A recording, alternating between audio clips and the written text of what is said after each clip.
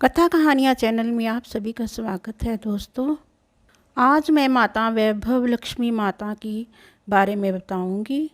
यह व्रत शुक्रवार को रखा जाता है। वैसे शुक्रवार को माता संतोषी जी का भी व्रत रखा जाता है, लेकिन वो अलग तरीके से रखा जाता है और ये अलग तरीके से। वैभव लक्ष्मी माता जी का व्रत भी शुक्रवार को ही रखा जाता है।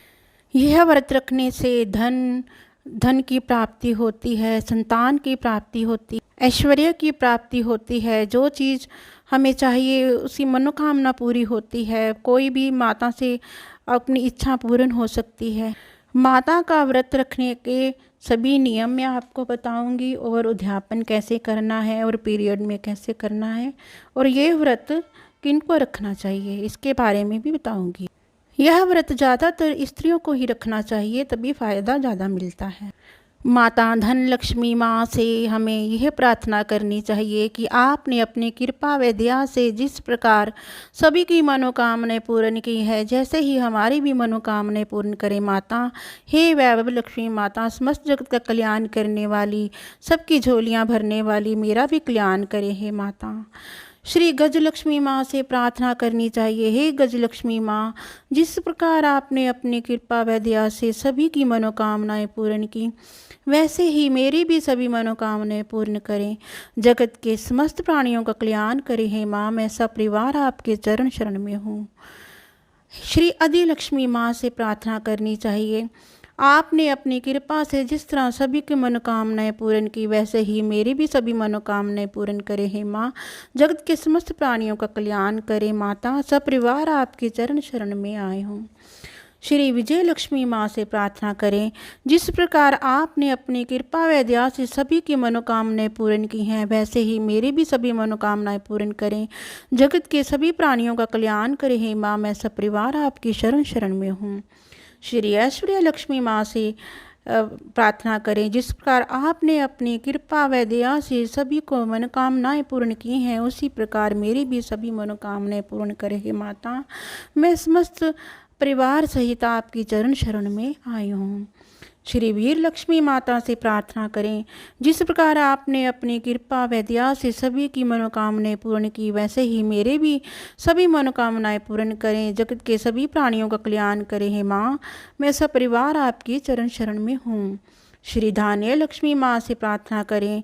जिस प्रकार आपने अपनी कृपा व दया से सभी की मनोकामनाएं पूर्ण की हैं, वैसे ही मेरी भी सभी का मनोकामनाएं पूर्ण करें। जगत के सभी प्राणियों का कल्याण करें हे माँ।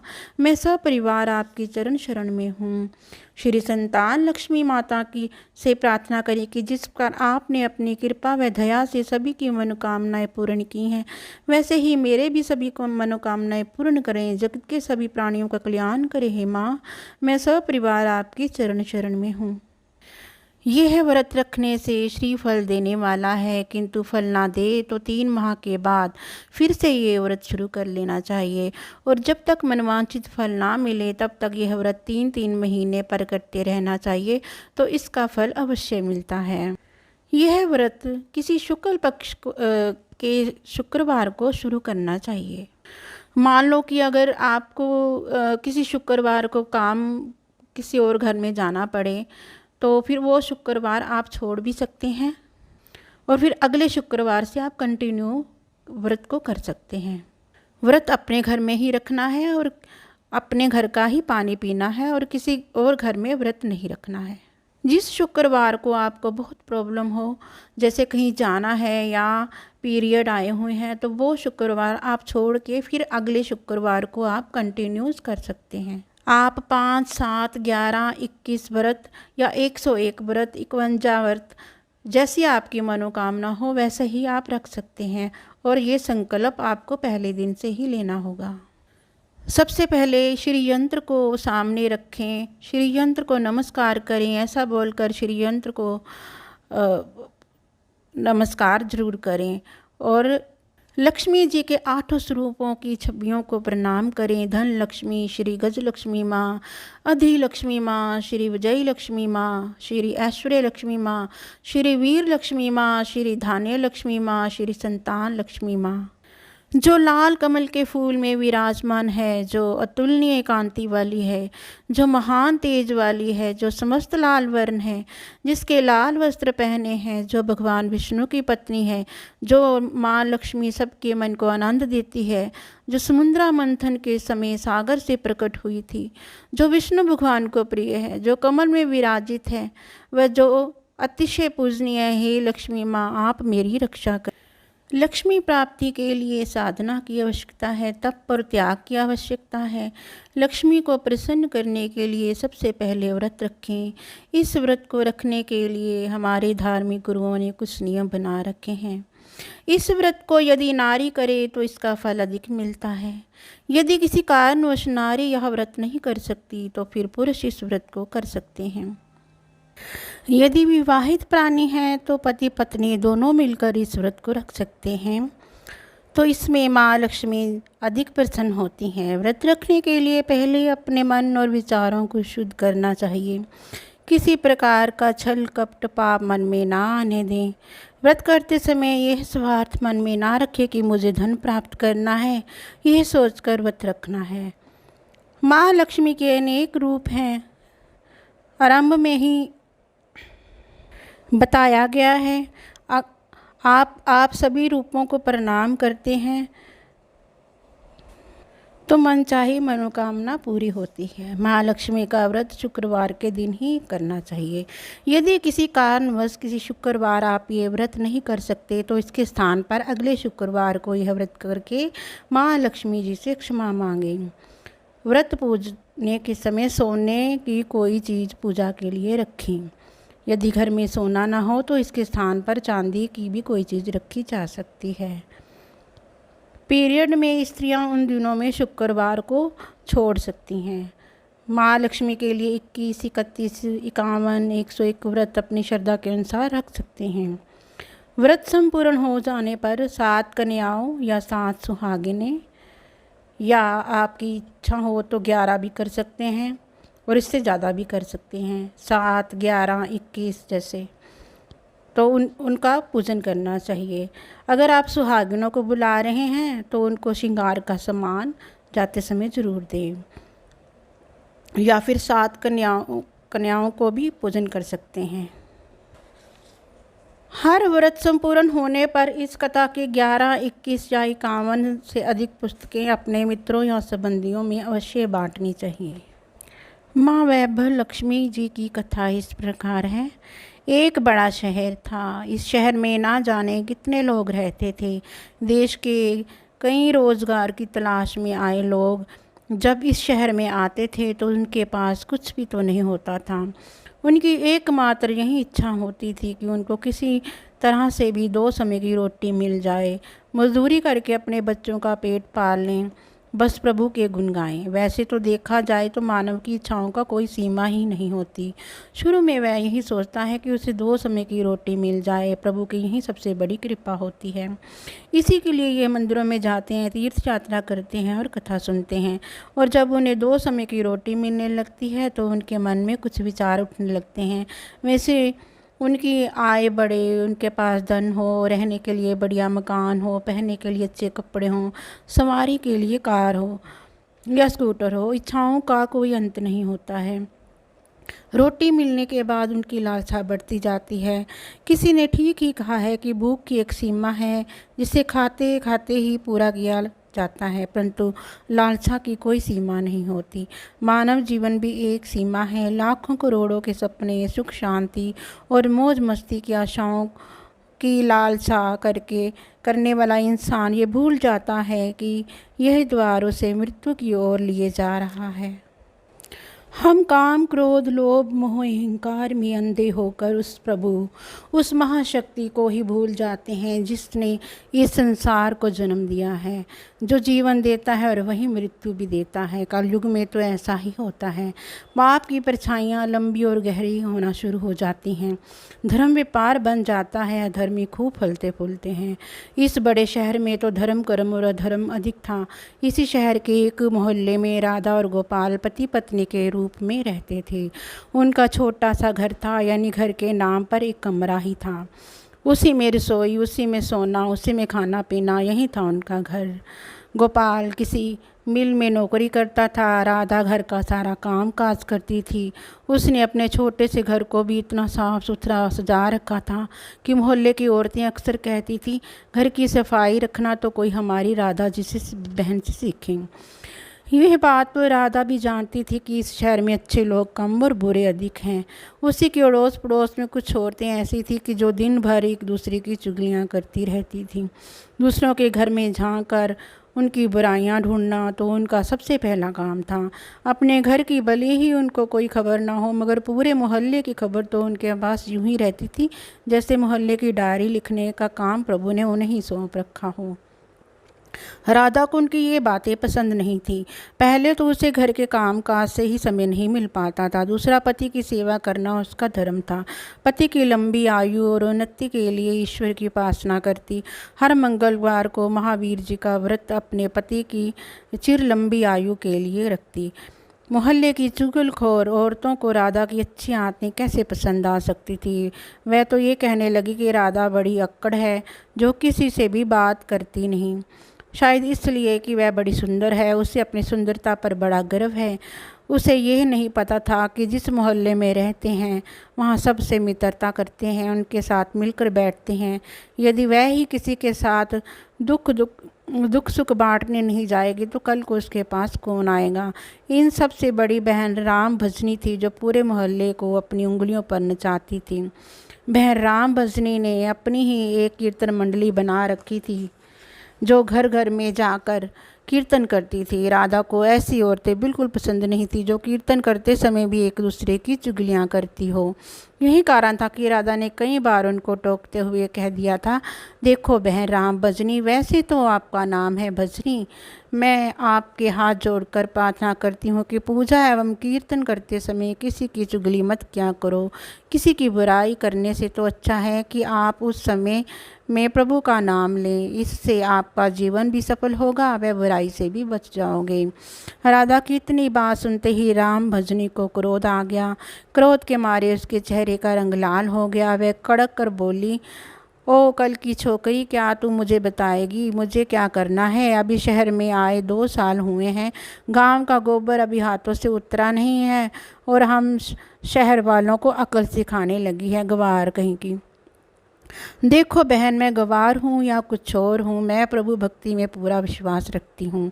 मैं ये अच्छी तरह जानती हूँ कि भक्ति में ही शक्ति है। भक्ति ढोलकियाँ चिमटे बजाने से नहीं होती, बल्कि सत्य के पथ पर चलने से होती है। ईश्वर का यही सिद्धांत है, यही शिक्षा है कि किसी का बुरा मत करो। मैं तो हर जीवात्मा में रहता हूँ, तुम मेरी तलाश में क्यों भटक रहे हो? यदि तुम सत्य और विश्वास का सहारा लेकर अपनी आत्मा में मुझे तलाश करोगे तो मैं तुम्हें अवश्य मिलूँगा। इस बात को सुनकर राम भजनी और उसकी साथी सब मिलकर राधा का मजाक उड़ाने लगी। राधा जानती थी ये लोग पाप करने वाले हैं, इनकी पूजा तो केवल ढोंग है, दिखावा है, इनके मन काले हैं, खोटे हैं, इससे अधिक बोलने का कोई लाभ नहीं। इनकी कीर्तन मंडली खूब धन कमा लेती है, ईश्वर के नाम पर व्यापार, दुर्गा के नाम पर लूट, घिन होने लगती है राधा को इन सब से। उसने अपने घर में पूजा पाठ करना शुरू कर दिया, इन लोगों से दूर रहने लगी। उधर गोपाल बुरी संगत में पड़कर शराब पीने लगा, जुआ खेलने लगा। गांव से आया सीधा साधा गोपाल शहर के साथियों में ऐसा फंसा कि उसे बुरी आदतें लग गई। शुरू में उसने अपने आप को बहुत बचाने का प्रयास किया, लेकिन जब चारों ओर ही आग लगी हो, वह कब तक बच सकता था? एक मजदूर का वेतन ही कितना होता है? सारा महीना मेहनत करके जो कुछ नहीं मिलता, उससे घर की 2 समय की रोटी ही चल सकती थी। मकान का किराया, दुनियादारी, कपड़े लत्ते, ये सब कुछ इस वेतन से ही तो चलता था। लेकिन जब इस वेतन से शराब पी जाए, चरस गांजा पिया जाए, जुआ खेला जाए तो घर कैसे चलेगा? राधा बेचारी बहुत दुखी हो गई, अंदर ही अंदर घुलने लगी। पति को मना करती तो उल्टी उसे मार पड़ती, गालियाँ सुनने को मिलती। घर में आकर वे इतना हो हल्ला करती करता कि लोगों को उनका मजाक उड़ाने का मौका मिलता। वे अंदर अंदर टूटने लगी, हर समय उदास रहने लगी। अपने मन की आग को शांत करने के लिए आंसू बहाती रहती। इस प्रदेश में उसका कौन था जो उसे सहारा देता? वह तो अकेली पड़ गई थी। आ जाकर उसे प्रभु ही आसरा था। माँ दुर्गा ही उसे सहारा देगी। माँ लक्ष्मी तो इस घर में रूठ चुकी है। गोपाल ने घर के बर्तन तक बेच डाले थे। इतने बड़े संकट में भी उसने प्रभु का विश्वास नहीं छोड़ा था। माँ दुर्गा की उपासना नहीं छोड़ी। उसे पूर्ण विश्वास था कि एक दिन माँ उसके सारे संकट दूर करेगी। एक दिन जब घर में खाने को कुछ नहीं बचा था, वह 2 दिन से भूखी थी। जिस दुकान के खाने पीने के सामान उधार मिलता था, उसने इसलिए धार देने से मना कर दिया क्योंकि उसके पिछले रुपए ही नहीं दिए गए थे। इस युग में तो जिसके पास लक्ष्मी नहीं वह भूखा मर जाएगा। राधा माँ लक्ष्मी के चित्र के आगे हाथ जोड़े बैठी रो रही थी। माँ ने उसकी आंखों से टपकते आंसू देख लिए थे, उसके हृदय के दुख जान लिया था। राधा रोई जा रही थी, साथ वह माँ की लक्ष्मी जी की पूजा भी कर रही थी। माँ लक्ष्मी मुझे बचा लो माँ, हे माँ मुझे बचा लो। देखो मेरे घर की क्या हालत होगी। मैं 2 दिन से भूखी हूँ। मेरा पति बिगड़ चुका है। घर में लक्ष्मी जी बैठी हैं, परंतु आपका दूसरा स्वरूप जो इस संसार में माया का है वह इस घर में नहीं है। उसके बिना जीवन नहीं है। माँ मुझे बचा लो, मुझे बचा लो। माँ शक्ति दो, हे माँ शक्ति दो। माँ लक्ष्मी कृपा करो, इस घर को बचा लो। माँ अब आप ही मेरा अंतिम सहारा हो। तुमने मुझे ना बचाया तो मैं तुम्हारे चरणों में जान दे दूंगी। अब तो मेरा ये अंतिम निर्णय है। ये कहती हुई राधा माँ लक्ष्मी के चित्र के आगे गिर गई। उस समय घंटियाँ बजने लगी, शंख की आवाज़ आने लगी। राधा के उदास चेहरे पर अपने आप खुशी की लहर दौड़ गई। तभी उसके कानों में आवाज़ आई, बेटी राधा तुम्हारी आराधना सफल हो गई। तुमने इतने बड़े संकट में भी मुझ पर विश्वास नहीं छोड़ा, अपनी श्रद्धा में कमी नहीं आने दी, इसलिए मैं तुम पर बहुत प्रसन्न हूँ। राधा, एक तो तू पतिव्रता धर्म में पूरी उतरी है, अपने पति की सेवा में कोई कमी नहीं रखी। दूसरा, तूने मुझ पर से विश्वास नहीं छोड़ा। ये सब तेरी अग्नि परीक्षा ही थी जिस पर तू पूरी उतरी है। हे जगत माता, मैंने आपसे आज तक कुछ नहीं मांगा, परंतु आज मैं मजबूर हो गई हूँ माँ। आज पहली बार आपसे इस घर की खुशियाँ मांग रही हूँ माँ। मुझे धनवान बनने की कोई लालसा नहीं, मुझे तो जीने के लिए धन की ज़रूरत है जिससे हम खाना खा सकें। मेरे बिगड़े हुए पति को सुधार दो माँ। जाओ बेटी, अपने को संभालो, मैं तुम्हारी मनोकामना पूरी करने द्वार खोल रही हूँ। अपने घर के द्वार खोलो।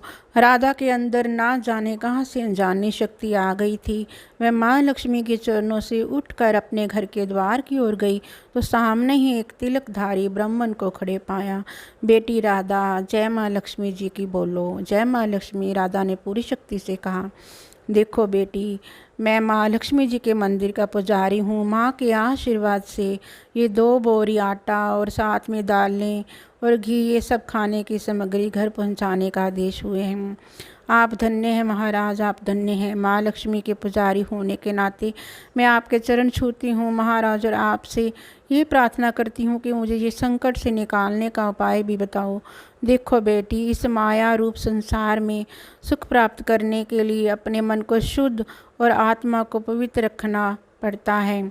लक्ष्मी जी को तिजोरियों में बंद रखने वाले पापी होते हैं। यदि तुम अपने मन की शांति और घर गृहस्थी चलाने के लिए लक्ष्मी जी को प्राप्त करना चाहती हो तो लक्ष्मी जी का व्रत करो। इस व्रत के करने से आपकी हर मनोकामनाएं पूरी होंगी, तुम्हारे सारे संकट दूर हो जाएंगे। लेकिन पुजारी जी, मुझे इस व्रत की विधि तो बता दो। मैं तो माँ की उपासना बचपन से ही कर रही हूँ, पर व्रत की विधि मुझे नहीं पता। देखो बेटी, लक्ष्मी जी का व्रत बहुत सरल है, इसे वैभव लक्ष्मी व्रत कहा जाता है।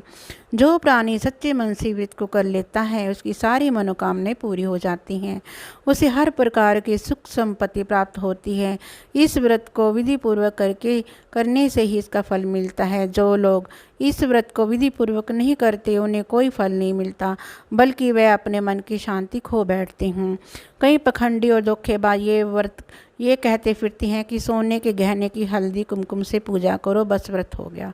परंतु ऐसा है नहीं। कोई भी व्रत जब तक अपनी विधि अनुसार नहीं किया जा सकता, उसका फल शून्य ही मिलेगा। ये सब कुछ अपने आप पर ही निर्भर करता है। वैसे घर में यदि सोना है तो व्रत रखकर उसकी उपासना जरूर करें। माँ लक्ष्मी जी का व्रत शुक्रवार को रखना चाहिए। सुबह उठकर नहा धोकर साफ सुथरे कपड़े पहने और दिन भर माँ का पूजन करें। हर समय मुंह में यही शब्द निकले, जय लक्ष्मी माँ, जय लक्ष्मी माँ। शाम के समय पूर्व दिशा की ओर मुंह करके आसन पर बैठें और माँ लक्ष्मी जी की मूर्ति या चित्र किसी ऊंचे स्थान पर रखकर उसके आगे चावलों की ढेरी लगाएं। एक खुली प्लेट में सोने के जेवर रखें। यदि सोने के जेवर ना हो तो चांदी के जेवर रखें। माँ लक्ष्मी के चरणों में गुलाब के सुर्ख फूल अर्पण करके धूप के साथ साथ देसी घी की जोत जलाएं। वैसे तो माँ लक्ष्मी के अनेक रूप हैं, परंतु इन सबकी नींव श्री यंत्र है। जो माँ के भक्त श्री यंत्र के दर्शन कर लिए, समझ लो उन्हें माँ के हर रूप के दर्शन कर लिए। इसलिए माँ पूजन के समय श्री यंत्र को मत भूलें। सबसे पहले प्लेट में रखे जेवर को हल्दी या टीका लगाकर 5 बार बोलें, जय माँ वैभव लक्ष्मी, जय माँ वैभव लक्ष्मी, हमारी खाली झोली भर दो, हमारी खाली झोली भर दो। इसके पश्चात घी, आटे और चीनी को भून कर बनाया गया प्रसाद, जिसमें केले के टुकड़े डाले हों, माँ लक्ष्मी जी की आरती करके उस प्रसाद को लोगों में बांट दें। बांटते समय भी आपकी जुबान पर माता लक्ष्मी जी की जय जरूर रहनी चाहिए।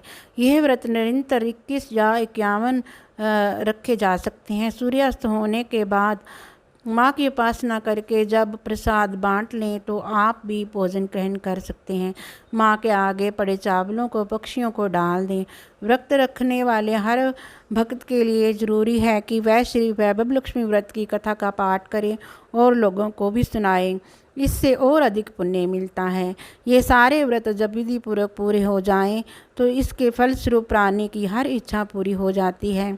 माँ लक्ष्मी स्वयं इनका कल्याण करती है। उनके घर में सुख ही सुख मिलते हैं। धन तो आता ही है, पर जिसके घर में संतान हो उसके लिए यह व्रत वरदान से कम नहीं।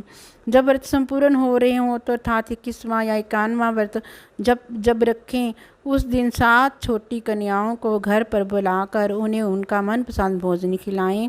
फिर कन्या को चांदी का अथवा गिल्ट का एक सिक्का दक्षिणा में दें। उसी दिन माँ लक्ष्मी जी की श्री वैभव लक्ष्मी व्रत कथा की 151 प्रतियां माँ के भक्तों को अपने हाथों से बांटें। यदि इतनी प्रतियां की शक्ति ना हो तो 11 तो अवश्य बांटनी ही चाहिए। माँ की प्रतिमा के आगे बैठकर दोनों हाथ जोड़कर उनसे प्रार्थना करते हुए कहें, हे माँ लक्ष्मी, आपकी और प्रभु की कृपा से मैंने आपके व्रत विधि पूर्वक कर लिए हैं, इसलिए माँ आप हमारी इच्छा पूरी करो, हमारी मनोकामनाएं पूरी करो, हमें सदा सुखी रखना, हमारे परिवार को सुख देना माँ। बस बेटी, यह हर प्राणी के लिए कल्याण मार्ग है। तुम भी श्री वैभव लक्ष्मी व्रत करो, तुम्हारी पति भी ठीक हो जाएगा और तुम्हें भी धन मिलेगा, तुम सदा कष्ट मुक्त रहोगी। ये कहते हुए पुजारी जी चले गए। राधा ने आटे की बोरियां पड़ोसिन की सहायता से अंदर रखवा दी। दालों को भी अंदर रखा। माँ लक्ष्मी की उपासना तो कर ही रही थी, परंतु विधि अनुसार नहीं कर पाती थी। आज माँ लक्ष्मी जी ने उसकी हालत देखकर जो उसकी सहायता की, उसे वह कैसे भूल सकेगी। सहसा उसे ध्यान आया कि कल ही शुक्रवार है, मैं कल से ही माँ लक्ष्मी जी के 21 व्रत आरंभ करूँगी। दूसरे ही दिन से राधा ने शुक्रवार की व्रत कथा आरंभ कर दी और साथ ही माँ का व्रत रखा। सारा दिन माँ की आरती करती रही। फिर उसने रात्रि के समय श्री वैभव लक्ष्मी व्रत कथा का पाठ करके घर आए पति के चरण छूकर उसे प्रसाद खिलाया तो उसके पति ने उसे प्यार से सीने से लगाकर कहा, मेरी राधा, तुम तो सचमुच देवी ही लग रही हो। मैं ही पापी था जो आज तक देवता न बनकर राक्षस बना रहा, लेकिन आज मेरी आंखें खुल गई। अब मुझे अपनी भूल का एहसास हो रहा है और आज मैं लक्ष्मी के चरणों में बैठकर प्रतिज्ञा करता हूँ कि मैं कभी भी शराब नहीं पीऊँगा, ना कभी जुआ खेलूँगा, ना ही गंदे और बुरे कामों की संगत में बैठूँगा। मैं तुम्हें कभी दुख नहीं दूँगा। मेरे देवता, मेरे प्राणनाथ, माँ लक्ष्मी की कृपा से आप सुधर गई तो मुझे संसार के खजाने ही मिल गए। आज मैं कितनी खुश हूँ। माँ ने मेरा उजड़ा घर बसा दिया, मेरा सुहाग मुझे मिल गया। अब मैं 21 व्रत पूर्ण करके श्री वैभव लक्ष्मी व्रत कथा की 51 प्रतियाँ लक्ष्मी भक्तों को बांटूंगी ताकि उनका भी मेरी ही भांति कल्याण हो जाए। गोपाल ने अपनी पत्नी का हाथ पकड़कर उसे चूमते हुए कहा, देखो राधा, जिस माँ लक्ष्मी ने मुझे पाप के संसार से निकाल दिया है, मैं भी उनके 21 व्रत रखूँगा, सदा घर में उनकी पूजा करता रहूँगा। राधा ने अपने पति के चरणों में अपना सिर रखते हुए कहा, मेरे देवता, आज मैं बहुत प्रसन्न हूँ, बहुत ही प्रसन्न। माँ लक्ष्मी जी की कृपा से मुझे आज नया जीवन मिल गया है।